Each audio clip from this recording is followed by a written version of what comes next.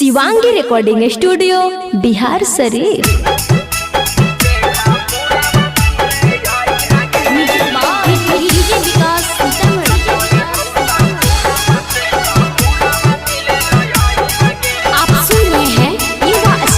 अखिलेश लाल यादव को भातारा के भात खा के हमारा नहीं भूलाई हगे।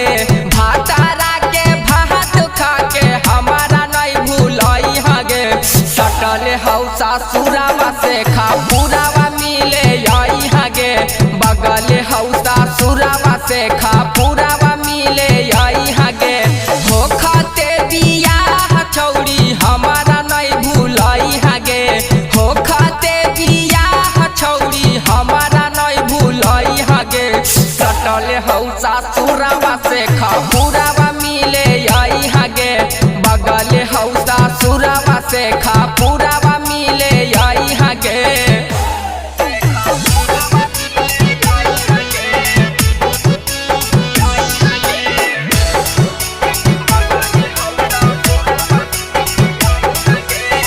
एक साथे पढ़ो हनी छहुरिया कुहुल में। चुपे चोरी मिले याबो हनी तू ता पुहुल में।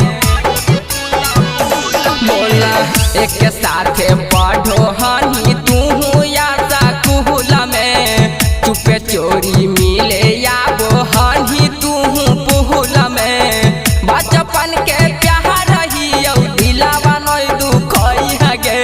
बचपन के प्यार रही दिलावा नहीं दुखई हगे। सटल हौसा सुरावा से खा पुरावा मिले लई हगे।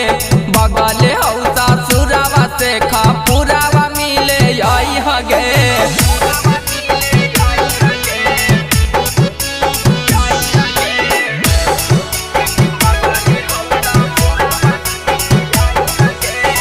आदत धरा के छौरी करी है नहीं तू घात गे।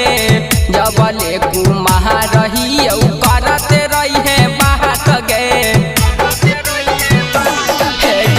आदत धरा के छौरी करी है नहीं तू घात गे। जबले कुमार रही करते रही है बात गे। अहमन या खाले सवा के छौरी नहीं सतई हगे।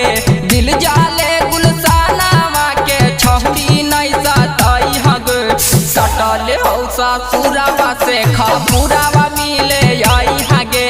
बगल हौसा सुरावा से खा पुरावा मिले आई हगे। Shivangi recording studio Bihar Sharif.